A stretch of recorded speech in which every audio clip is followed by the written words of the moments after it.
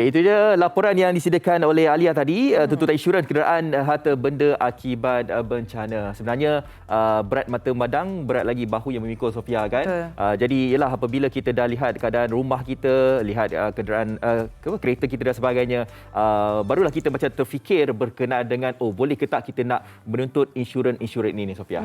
Ini antara langkah kita untuk bangkit semula dan cukup penting untuk kita bincangkan. Kita terus bersama dengan Encik Zainuddin Ishak, Pengarah Persatuan Insurans Malaysia, PIAM. Assalamualaikum, Cik Zainuddin. Waalaikumsalam warahmatullahi. Terima kasih meluangkan masa. Baik, Cik Zainuddin, kita terus mulakanlah perbincangan kita. Pada ketika ini ramai yang masih tertanya-tanya, apakah orang kata mungkin insurans yang sedia ada yang membolehkan seseorang itu untuk membuat tuntutan bila mereka berdepan dengan bencana ini, dan adakah semua orang mempunyai perlindungan yang sama rata berdepan dengan bencana? Encik Zainuddin. Terima kasih, Sofia. Assalamualaikum dan selamat pagi kepada penonton-penonton MHI. Terima kasih kerana menjemput saya untuk yang bernaung di bawah Persatuan Insurans Malaysia ataupun PIAM, ya. Sebagaimana yang kita tahu, PIAM mempunyai 21 ahli, iaitu semua pengendali syarikat-syarikat insurans yang dilaisenkan ataupun yang berjalan di negara kita, Malaysia. Sebelum saya menjawab soalan itu, Sofia, saya ada beberapa fakta menarik dari video yang kita tengok tadi itu. Yang pertama, ada 50,000 kenderaan tenggelam, ya. 50,000 yang dilaporkan tenggelam. Dan juga kita ada dapat laporan juga lebih 30,000 orang yang dipindahkan, kerosakan harta benda, rumah, kereta. Dan juga seperti yang dilaporkan yang terdahulu, terdapat jumlah, ya, kerugian yang ditanggung oleh syarikat insurans sebanyak 2 ke 3 bilion ringgit. Ini adalah satu jumlah yang amat besar. Jadi memang kita tahu yang syarikat insurans akan membayar segala tuntutan-tuntutan oleh policy holder ataupun pemegang polisi. Tetapi kita juga harus yang pertamanya mempunyai polisi. Itu yang 3 bilion itu adalah untuk orang yang mempunyai polisi, ya, Fazli, Sofia. Ada juga orang yang tidak mempunyai polisi. Jumlah kerugian untuk orang yang tidak mempunyai polisi mungkin lebih tinggi, ya. Lebih tinggi. Yang kita tengok mungkin rumahnya tak ada insurans. Kalau ada insurans rumah pun mungkin hanya rumah, ya, tapi harta benda yang di dalam rumah mungkin tidak mempunyai perlindungan juga. Ada yang mempunyai perlindungan kenderaan, tetapi tidak mempunyai extension. Jadi saya ingin membuat sedikit penjelasan, ya, mewakili PIAM. Setiap polisi, fire insurance ataupun motor insurance, ini adalah standard policy. Extension ataupun kadar premium tambahan yang kita harus bayar untuk perlindungan banjir harus wujud di dalam polisi sebelum kita dapat membuat tuntutan. Jadi berbalik kepada soalan tadi itu, syarat-syarat ataupun bagaimana kita buat polisi, tuntutan polisi kita. Semua ahli-ahli PIAM telah membuat pelbagai inisiatif untuk memastikan segala tuntutan tidak dilayan seperti biasa. Segala tuntutan banjir dilayan dengan fast track, ya. Sebab kita memahami kesusahan yang ditanggungi oleh para pelanggan-pelanggan syarikat insurans. Jadi kebanyakan kesemua syarikat insurans mempunyai fast track ataupun on-site team untuk memberi nasihat bagaimana pelanggan ingin membuat tuntutan. Okey, baik, Cik Zainuddin. Pada mereka yang sudah ada polisi insurans, extensionnya kepada bencana alam lah, kan. Jadi kita nak tahu bagaimana prosedur dan juga proses tuntutan itu ingin dilaksanakan. Yang pertama, kita harus cek polisi kita.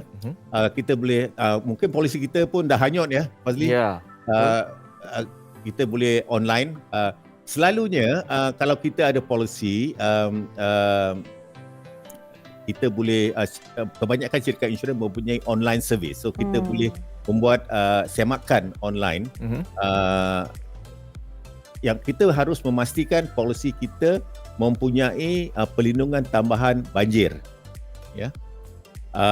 Kalau tak ada, memang bermaksud harapan kita untuk membuat tuntutan agak sukarlah ataupun tiada lah.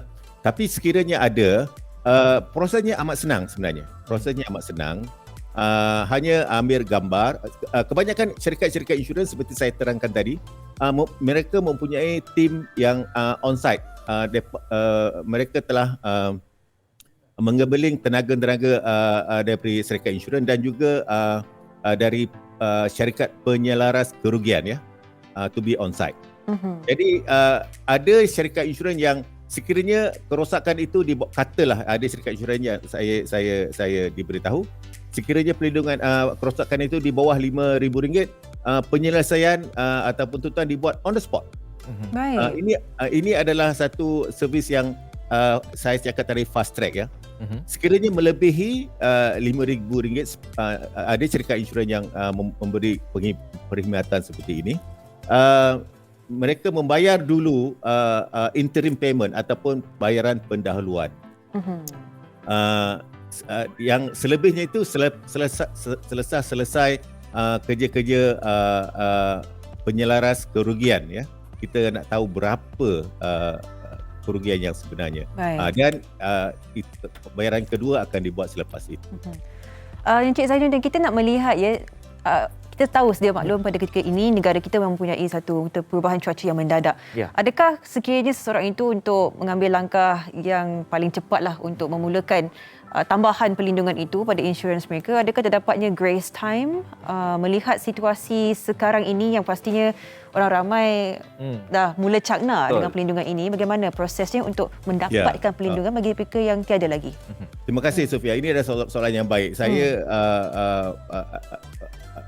ingin berkongsi, ya, tentang risiko banjir adalah satu risiko yang kita akan hadapi di masa-masa hadapan akibat dari perubahan cuaca, akibat dari kesan sampingan pembangunan, ya, ataupun infrastruktur bottleneck, ya. Jadi kita akan mendapat selalunya banjir ni, Sofia, berlaku di Pantai Timur. Betul. Yep. Tetapi sekarang ni dia berlaku di Pantai Barat, di mana concentration ataupun kepadatan penduduk dan juga ekonomi aktiviti penduduk adalah lebih tinggi, ya. Jadi kadar kerosakan akan dijangka akan lebih tinggi di masa hadapan. Jadi adalah satu keperluan untuk kita untuk mendapatkan perlindungan dari bencana banjir. Kalau saya boleh berkongsi, bencana banjir ini adalah perkara yang biasa even di luar negara. Contohnya, kejadian banjir yang paling teruk di dunia yang memberi kesan kepada syarikat insurans di seluruh dunia adalah kejadian di negara jiran kita, iaitu di Thailand pada tahun 2011. Pada tahun 2011, Thailand mengalami banjir yang amat dahsyat. Jumlah kerugian yang ditanggung oleh syarikat-syarikat insurans di seluruh dunia adalah sebanyak 18 bilion US dollar ataupun 77 bilion ringgit sebenarnya. Jadi ini adalah satu keperluan. Baik. Kita selalunya banjir ni berlaku di Pantai Timur, tidak mendapat headline. Jadi dia berlaku di Pantai Barat, dia mendapat headline. Jadi adalah amat penting kita untuk membuat pertimbangan untuk membeli perlindungan tambahan, iaitu hasil dari kesan dari bencana banjir. Ya, jadi apa yang boleh kita katakan dekat sini, perlindungan insurans untuk bencana alam ini merupakan satu keperluan untuk waktu sekarang ini. Baik, terima kasih diucapkan kepada Encik Zainuddin di atas masa yang diberikan dan juga penerangan berkaitan dengan tuntutan insurans ini. Terima kasih. Terima kasih. Sama-sama. Ya, kita dah belajar hari ini bukan saja cukup untuk mempunyai perlindungan insurans, tetapi apakah jenis kata liputan dalam insurans itu perlu kita ketahui juga. Jadi kita boleh hubungilah syarikat insurans untuk kita memastikan kita mempunyai perlindungan yang terbaik.